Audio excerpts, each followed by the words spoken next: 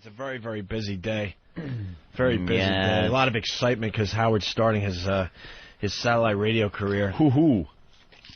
You can just hear the excitement. Wait, listen.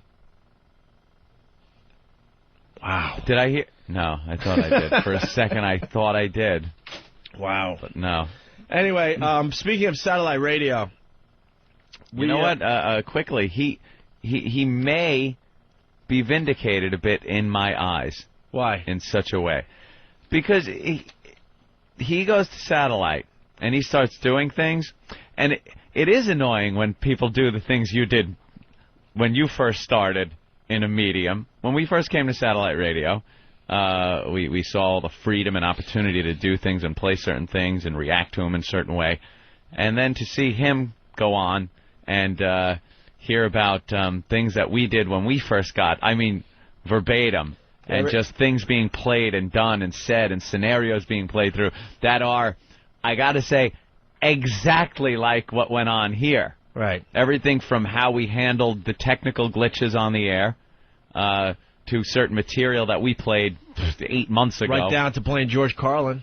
To the George Carlin opener. We thought that was the only way. 7 Dirty Words. To start your career on satellite radios to do 7 Dirty Words. 7 Dirty Words, which we started when we did when we first came on. I mean, the Pat O'Brien tapes. I'm getting reports from the pests. Well, this is what's amazing, and he's just going to do it to himself. He's playing the Pat O'Brien sex tapes and saying it's the first time that these tapes have been heard uncensored. Yeah, what? We got press on the fact that we were playing them. Uncensored, you ass. And in true O&A style, we drove that shit into the ground. That's right. We played it till you didn't want to hear it anymore. That's right.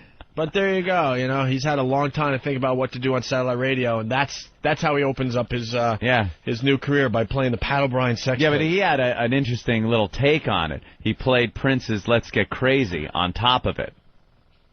Yeah. Hello. Yeah. Hello. Kind of did that too. Hoo-hoo. Now we're the guys. Hoo-hoo. We started that. We were doing that. We were doing that 8 months ago. Tell him, Derek. All of Sirius Radio rips me off. We tie a bandana around Pat O'Brien's car and listen to him curse. Amazing. Yeah, like, you know what we just worked on? What? Which is just crazy when you hear him that way. We have all the Pat O'Brien tapes now uncensored. We got to save those me for and Monday. Betsy and a whore. Oh, that's right. That's going to be awesome. Yeah, it was. That's a whole new thing. And then I know Dan was putting together all new songs with Right. him. Oh, my God. Putting together all new songs with him. Yeah. It's the same shit we did. You know it's going to be awesome because you heard it. Yeah, you heard it in your it. Escalade, you fucking asshole. You saw the reaction to it. It was well received. We got press on it. Nice. Oh, my God. Can I tell you something? He should be in jail. I'll tell you something. I missed the whole first time, I guess, with the bleeping. I never realized he said that he wanted to beat off in her face. Yeah, because you know, the bleep was so big you couldn't tell what that's that a very important part of the puzzle that he wants to beat off on her face. I mean, that's a major violent act as far as I'm concerned. No, it really is. How many women's faces have you beat off on? Honestly. This is a stranger he's talking to. I got to hear that again. Did he really say beat off on your face? It's shocking. I thought he said come on your face. It beat off? Yeah. I think he said beat off. He definitely says beat off, yeah. What? He definitely says beat off. If you want, Howard, we have the... Now say that again. He definitely says beat off. I'm playing with the board. If you wanted to, you could go to the individual clips, but maybe we save them for another day. Jesus Christ. Sounds very familiar, doesn't it? Wow. But see, everyone rips him off. But it's, you know, But his first opportunity, day. His first opportunity on satellite radio, he's blatantly doing something we did very well and got press for doing. It was great. And to have satellite radio available to you to play those tapes uncensored is a blast. And it was for us when the tapes came out about 8 months ago. A long, long time ago. A long time ago. And we played the songs over them because it's funny as shit to do. And we had the listeners do their own remixes. The listeners sent in their remixes, and that's when the bit ends because that's when it gets really bad because the listeners, for the most part, stink. It was one of our best bits since coming to satellite radio. The Pat O'Brien sex tapes and the remixes. God. So we want to go to that well again. I got a hold of Steve last night, and the Emily Stern audio is up on OpieAnthony.com. Yes, it is, and the video. Where she talks about her big Jewish tits. Yes. And we're looking for remixes, everybody. Remixes from the listeners, please. Yes, we did the first one, and now, Opie, wait a minute. Quite frankly, it's lame, and we know that. And you guys called us out on the fact that it's lame. Opie, before you put that in the player there, what did Imus say? Oh, now, yes, because Imus is like the patriarch of this program. And I think we ought to listen to him when he said, please, maybe we shouldn't goof on Stern's daughter. Right. Well, this is what Imus said. We couldn't really tackle this bit in Vegas because we only had 2 hours. 2 hours in front of a dopey live audience. But we're going to tackle this bit now, aren't we? So this is what Imus had to say. Howard Stern's daughter, Emily, has abruptly been pulled out of an off-Broadway show in which she appeared stark naked. Yeah. And there are some pictures in the Post, too. Yeah. Well, I'll leave the guys. And the Daily News. And the Daily News. But it's a wild shot with, she's playing actually Madonna in the show Triad, which is, obviously it's about the Kabbalah and the famous follower of Kabbalah, which is Madonna. And so she appears in these yellow panties and a cone bra. And in the finale, the rabbi, who's the executive director of the show, tells her that if she gets naked, the Messiah will come. And she strips off all of her clothes, and then the rest of her cast also gets nude, and then they worship her body parts. And it was panned in the New York Times as dreadful, mind-numbing, and in bad taste. How great would it be, though, if she ended up on Opie and Anthony, sticking cucumbers in her private parts? I mean, wouldn't the irony be something to behold there, or no? I mean, is there not something here looking for that's sort of a... Looking for a silver lining, right? You know what I'm saying? Yeah. Leave the guy's kid alone. So there's Imus. Leave the guy's kid alone. Leave the guy's kid alone. By the way, we brought this to the attention of the media, the whole Emily Stern thing. And here's Imus begging us to lay off Howard's daughter. Yeah. Here's what I want to say, and I just hope Opie and Anthony, and I'm very close to Opie. In fact, I think he may be my son. Yes. And I do like him. I would say to them, let's just lay off the Howard Stern daughter story. I think there's some things that, If they do that, then they're pussies. Yes. They have to go after her and him. I would be very disappointed in them if they were to do that. I would implore them and beg them here this morning on my program, the Imus Women program, to just rise above it. Rise above that. Sure. O&A, this is your morning to rise above that. I hope you do that. And not to challenge the stripped naked appearance of Emily Stern in this, what I guess is just an atrocious off-Broadway show. That's just off-Broadway. Some things that ought to be off limits, and I just take the high road, boys. I've just implore and beg my friends Opie and Anthony, and I said I must go to Opie to try to take the high road, because as Kinky said, there's no mud on the high road. So hopefully I'll get a report later today on whether in fact they took my advice. They unfortunately often do not. With that said, Mr. Imus, we hear you loud and clear. Yes, and that's why we're starting this brand new bit on the Opie and Anthony program. This brand new bit. Man, if that wasn't good cop, bad cop, where they're both really bad cop. Yeah. Well, stop it. Now, an interesting side note on that. When that audio came in, didn't our own E-Rock say, guys, I don't get it. Imus is really saying, pleading that you guys don't goof on Howard's daughter. Right. Like, he didn't see through that at all. He didn't hear the sarcasm in Imus's voice. For the love of God. For the love of God, for all that is holy, please do not talk about Emily badly. Yeah. Guys, again, let me reiterate, don't do that. And E-Rock tells us, Imus is saying not to goof on the situation. And I was like, wow, really? That's odd of Imus to say. Because Imus loves when we bash Stern. And then you absolutely listen to... loves it. Yeah. If you run the tape backwards, I'm sure you hear some sort of evil Imus voice telling you to do it. Of course you do. Make fun of her daughter. Make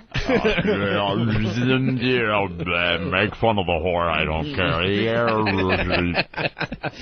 But E-Rock, guys, Guys? E-Rock, you want to defend yourself? E-Rock, face value E-Rock. You want to try? That was before I got the audio. That was based on what everybody was sending in saying, oh, Imus is telling you guys not to do it.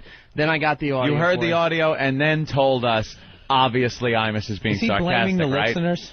No, you didn't tell us that. No, after that I said I have the audio, and that was the last. I have the audio of Imus saying that you shouldn't make fun of Emily Stern. That's all I said. Instead of going, wow, the guy really is sarcastic in this. It's pretty funny and pretty obvious. It's pretty obvious he wants us to goof on her. Nudge, nudge. Okay. All I said was I have the audio. E-Rock, he doesn't get sarcasm. Wow. Well, we got Rob on Long Island. He's got a problem with us. Faithful listener of the show. Rob, what's up today? How you doing, guys? All right. I just think that you guys are above that. But actually, No, after hearing Imus, I really didn't know. I mean, he really does want you to. So Howard spent many hours during his career making fun of people's kids. Many hours, wishing AIDS on some... Built a career on wishing AIDS on general managers, goofing on people's children, constantly goofing on people's children, calling out people, other radio personalities that are very close to this program and their children. Brother Weeze. Right, Brother Weeze. I'll say it, Brother Weeze, when Howard went into Rochester, New York, was killing one of Weeze's daughters. That was his first thing that he did. Weeze's daughter. And how old was she at the time? I don't even know. I don't want to get too much into it, but basically, Howard just went right after Weeze's daughter. Right after that was first he's such thing a nice did. guy. Not real nice guy. So go fuck yourself. And the guy has done nothing but rag on the children of celebrities when they trip up, when they fuck up. That's the first thing he does. And what he does is, and what he's done over the years, and any fan or anybody who's listened to him would know this, he goofs on the parent and says, what type of parenting are they doing that this child goes out and does this? Well, Howie, the same type you did. The same type that got into that situation at the Jingle Ball a couple of years back. You might remember that one, where we have police reporting that you and your estranged wife at the time were in the hospital waiting room crying as there was a situation taking place inside. That bad parenting, if you ask me, not being there. When you're on the air yelling about your clones wanting your acceptance and using your catchphrase, love me, daddy. All they want to do, these other jocks, they just want my attention. They're trying to get my attention. Love me, daddy. Love me, daddy. Well, you should have maybe taken that love me, daddy and turned it toward your children. So maybe your 22-year-old daughter wouldn't be naked with those luscious, huge Jewish tits up on that stage talking about her cunt and her ass and her tits up on a stage if daddy was there for her, instead of greedily trying to sign a contract for a few extra bucks. Maybe if you were there for your children, they wouldn't end up like so many of the children of the celebrities that you goofed on and built a fucking career on. And now we're supposed to sit back and not say anything? Take the high road? No. You know something? We're not above the high road. No. We can be just as big as scumbags. And the Pat O'Brien sex tapes, that bit was so great for us, we got to do it again, and we'll just use the Emily Stern audio. Right. See what the listeners come up with. Okay. The dirtier, the better, by the way. The filthier, the better. Here's the unedited audio of Emily Stern in this really, really awful, way off-Broadway play. It's in Long Island. It's way off-Broadway. Some Jewish theater group. What kind of... Sexual, spiritual, sexual, both and in all, sexual, spiritual, all like hell, the name of God, my breasts, my white shining legs, my vagina, my ass are all godly. Breast in Hebrew is shad, God in Hebrew is Shaddai. Shaddai in Hebrew also means my breasts, God in my tits inside God, my tits are godly, my tits are God.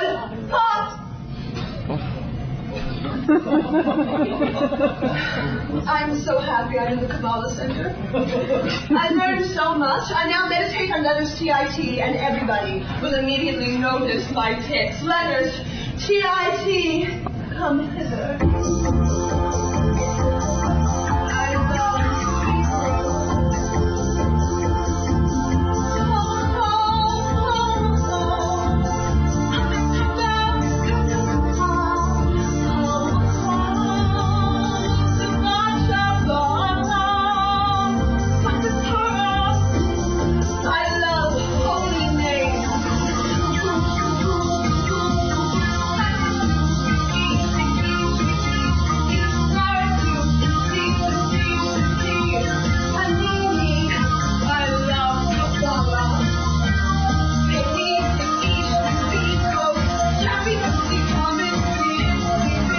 Do we have to listen to this whole thing? Please. It's like a minute left. This is why I never go to theater. Theater. It's the theater. We're going to the theater. And then horrific. Close off. Is the opposite of deep, and sleep when the piece at the beginning is bad news, be at the end is great. Deep, don't preach. Sleep, keep. Papa, don't preach. I'm in trouble deep. Papa, don't preach. I've been losing sleep, but I made up my mind. I'm keeping my baby. I'm gonna keep my baby. Turn it off. Sounds like those Wizard of Oz tapes you were playing. Yeah, the retarded Wizard of Oz. Turn it off! Why are you spitting on me? Is it catalytic? Oh, okay, here you go. First of all, it's absolutely awful acting. I don't care who was in that part. Yeah, let's just start with saying that. Let's just critique awful, the audio. Awful Horrid. acting. Horrid. So, what do you do with material like that? I mean, it's just... Who wrote that shit? They're like trying to make fun of Madonna, I guess? You could say no, though.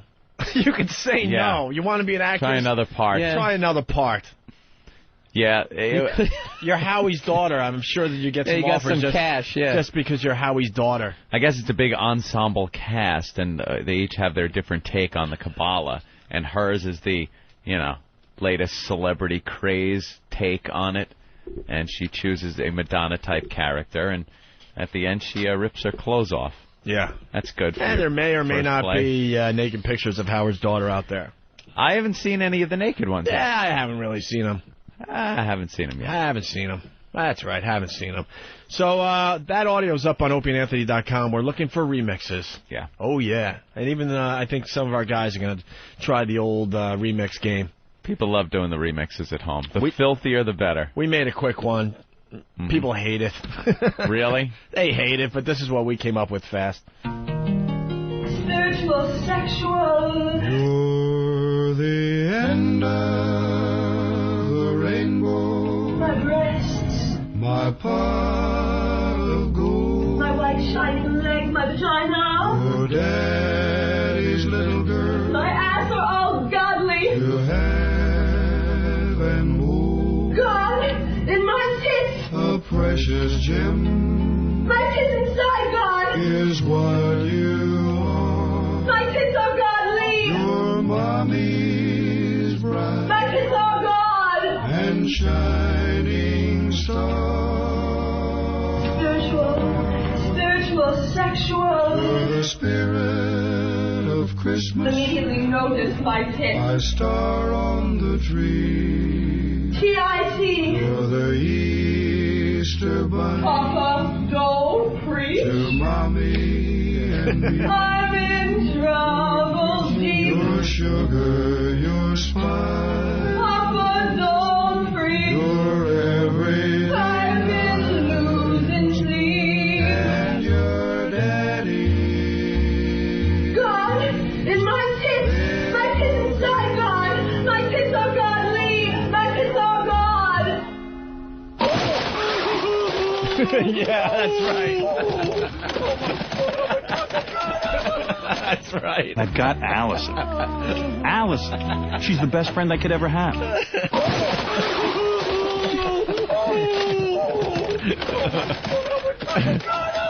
He's going to lose his mind when the remixes start coming in. This bit had to start somewhere. Mama. The bits, you know, it's off to a slow start, but we'll see what happens as the days go on here. The Emily Stern remix contest starts today. Love me, daddy. Love me, daddy. The audio's up on opieandanthony.com.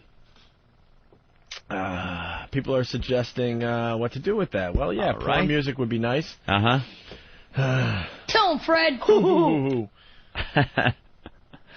So there you have that.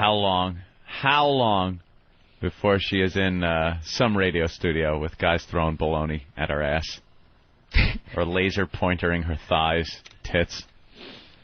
If that isn't a cry, do I have to spell it out? She seems, yeah. Is there somebody really thinking maybe this is her just wanting to branch out and be an actress? Or do I have to fucking sit here and spell out the fact that this girl is trying her damnedest to get back at Daddy and get Daddy's attention by being naked? And this is step number 1.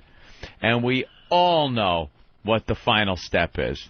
We all know what the final... Well, the final ultimate step would be, as was suggested, being here on this program. With cucumbers? With getting a cucumber up the twat. That's the goal. But at a Thanksgiving or Christmas dinner, when she brings home none other than Patrice O'Neill as her new boyfriend to Howie.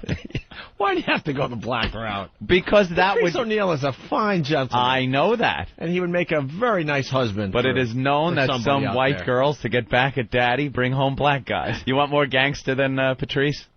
Who do you think would be good? I don't know if it's a black-white thing. It certainly is. In a Jewish family? She seems to just be a wild one. She just seems to be wild. You think a little wild? Yeah. Absolutely. I don't know. Some people can't pick a script, though. Yeah. Some people just aren't good at it. If somebody maybe ought to read over her scripts and say, no, I don't think this one's for you. Like I said, you could say no. You could say no. Well, lots of reaction on the phones right now. Tex in Arkansas. Tex, what's up? Hey, guys, today is the last day of my job. I quit. I stay at home with my daughter for the rest of her life so she doesn't embarrass me, and she turns out to be a good kid and nothing like Emily Stern. This is my last day of work. I'm officially giving notice this morning. Oh, and Howard was livid. He made her quit the play and everything. He was beyond pissed off. Little spin on that one was that the director promised not to let her name out and make any tie between her and Howard, and once that was broken, that confidence was broken, she quit. Yeah, because the kind of person who would write something that is so trustworthy. Yeah, doesn't want to capitalize. No, not at all. He's not just trying to get some actress in there naked. With a little name on. But I don't think that's the case anyway. Wow, the article is great. I only read the Post article when we were in Vegas. Mm-hmm. Stern daughter rudely exposed to stage world. The writer-director of Kabbalah, an off-Broadway religious satire in which cast members stripped naked yesterday, blasted female lead Emily Stern as a Jewish-American princess for abruptly quitting the show and called her famous father, Howard Stern, a psycho. Israeli-born stage maven Tuvia Tenenbaum, who runs the Jewish Theater of New York, told me he canceled the run when the 22-year-old actress who played Madonna in the show bowed out after 6 weeks at the Triad Theater on West 73rd Street because a couple of Howard Stern fan sites exposed her celebrity parentage. We were looking for a talented actress to replace her, this guy says. But after Stern fan site outed her, Emily was distraught. She said she was freaked out and had to quit, but I told her she was behaving like a Jap, just what she promised me she would not do, said the 48-year-old Tenenbaum, a former Orthodox rabbi who moved to the United States, blah, blah, blah. After I cast her in late September, her father called her in for a meeting. Tenenbaum recounted. She came back very shaken. She said, my father basically told me that if I take the role, which requires her to be on stage nude for the last 10 minutes, that his enemies would buy blocks of tickets, throw garbage at my vagina, take nude pictures of me, and put them all over the Internet. I told Emily, you have to stand up for yourself as a human being and as an individual. We have a winner. And separate from your father. Your father's a psycho. Your father is selfish. Howard Stern's manager, Don Buchwald, refused to discuss the situation and called me an unprintable name. He added sarcastically, you're a noted journalist, and I look forward to reading one of your epic stories. And it just goes on. That, disowned. Sounds to me like she's disowned. Like he put the law down and she said, fuck you. Right. I'm doing this anyway. Right. I'm my own woman. More quotes from Howard about this. He told her, if you're in that show, a lot of people are going to use it against me. Don't do it. Don't do it. Don't do it. I and told she her, did. this is Tenenbaum again, your father's a brilliant entertainer, but he's very selfish towards you. And I said I would keep it a secret that she was Howard Stern's daughter, but she had to promise me she wouldn't quit, so we went ahead. And there you have it. Well, the audio's up on opieandanthony.com. We will do there is remixes. video. And the video's up too somewhere? Yeah. That's up on opieandanthony.com, I'm you assuming. can check that out. Get to it. That's getting lots and lots of hits.